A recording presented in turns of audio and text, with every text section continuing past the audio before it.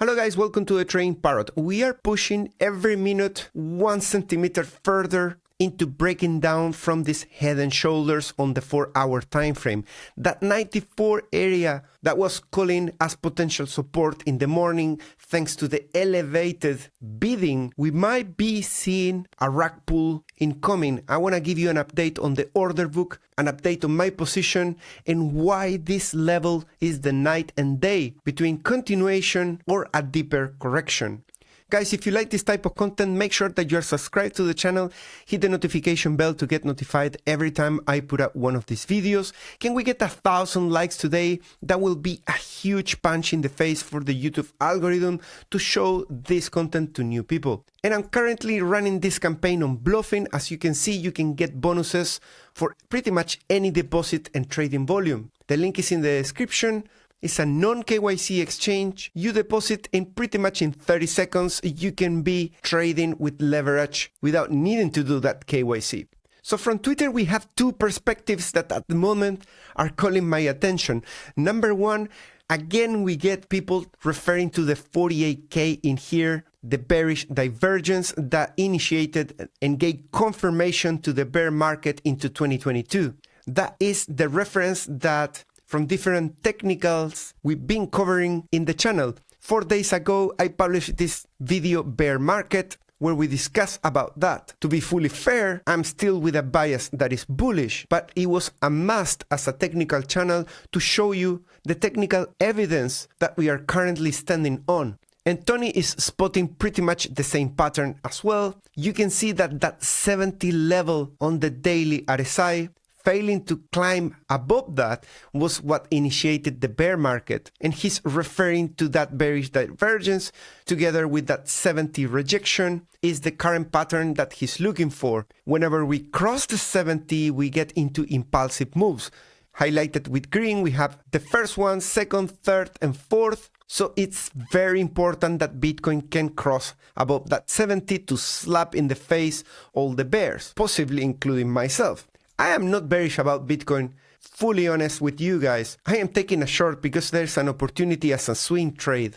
As a trader, you need to think any direction is tradable. You can have a long-term bias or an expectation for a year, but that's a different discussion. Just to balance things out, here we have Gert talking about an expectation for a distribution phase coming just slightly higher from where we are at 300K. He's expecting a bounce from these levels, the 74, continuation into 300K. And then later, that phase of confirmation into a bear marker to occur around the 60s and 70s, but post having already achieved 300K.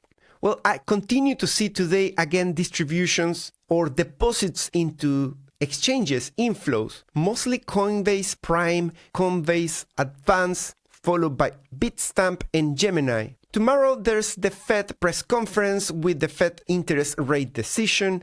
So as I said in the past two videos, we should be expecting a lot of volatility.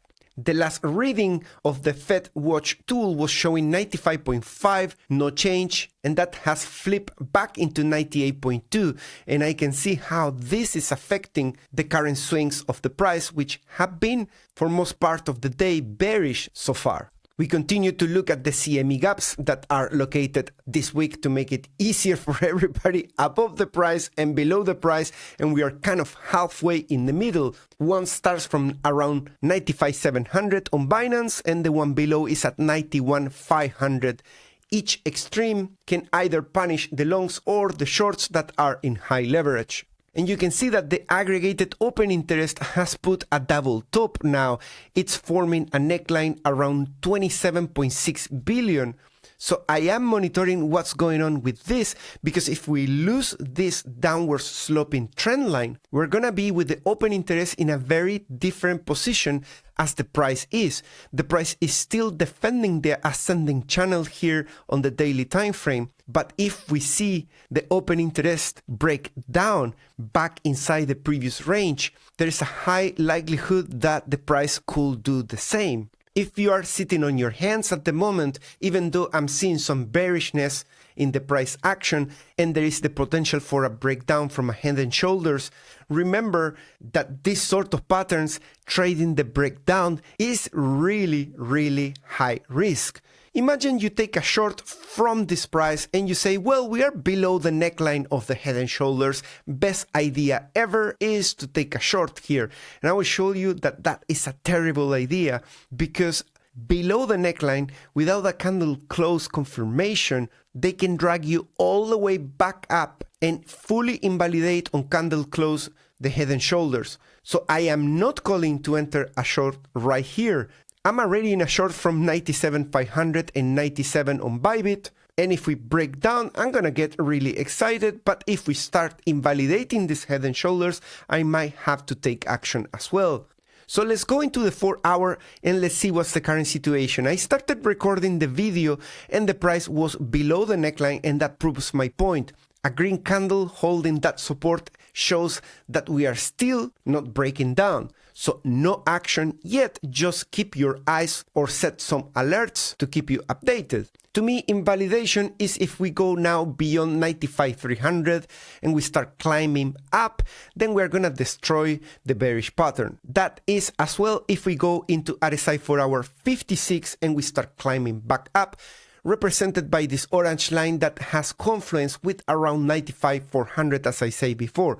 If we close below the neckline, there is a target of the head and shoulders towards 89.7 that comes from the height of the top of the head and shoulders. Ideally, we close the daily like this, confirming the bearish cross of the MACD. That will be fantastic for my short. And then we can get the hive signal to also play out. Extremely critical level. You can see that I started recording the video and the weekly was below support at around 93,400, and now it has reclaimed, still holding that support. We are just at Tuesday, so there's plenty of time for this candle to decide whether it's gonna lose the 93,700 and go and test the bull market support band, or if we are gonna just hold support and carry on to the top of the range. We have some sort of bearish pattern in here. Not the worst candle, but it is bearish.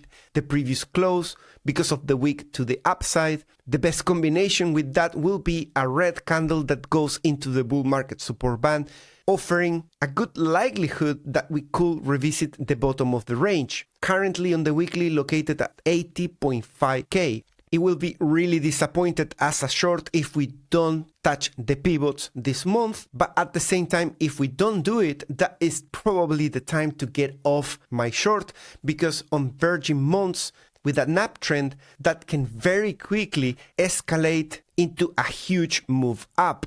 We don't see it in here because this pump was not a virgin one from the CPR point of view. But you can see this pump from 26K in October 2023 left this month virgin, the next month virgin, and you can see that from 37 it went all the way to 70 something K.